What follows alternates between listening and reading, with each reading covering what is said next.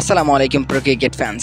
দর্শক, আপনারা সকলে জানেন 19 তারিখ থেকে বাংলাদেশ কিন্তু ভারতের বিপক্ষে প্রথম টেস্টে মাঠে নামবে চেন্নাইয়ের মাঠে, এবং তার আগে কিন্তু বাংলাদেশ দল ভালো মতো চেন্নাইয়ের ওই হোম গ্রাউন্ডে অনুশীলন চালিয়ে যাচ্ছে।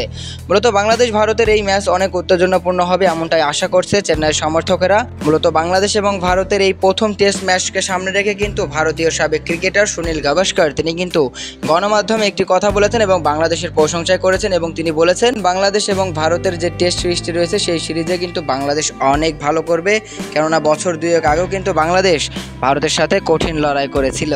মূলত তিনি বলেছেন পাকিস্তানের মাটিতে খেলা দুটি টেস্টেই পাকিস্তানকে হারিয়ে বাংলাদেশ দল দেখিয়েছে তারা গণনা করার মতো একটি দল। এমনকি বছর দুয়েক আগে ভারত যখন বাংলাদেশ সফর করেছিল তখন কঠিন লড়াই হয়েছিল।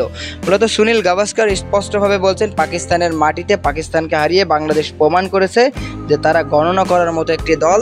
আর ভারতের বিপক্ষে বাংলাদেশ যে লাস্ট টেস্ট ম্যাচটা খেলেছিল সেখানে কিন্তু অনেক ভালো লড়াই হয়েছিল, সেটাই আসলে বলেছেন ভারতীয় এই কিংবদন্তি ক্রিকেটার সুনীল গাভাস্কার।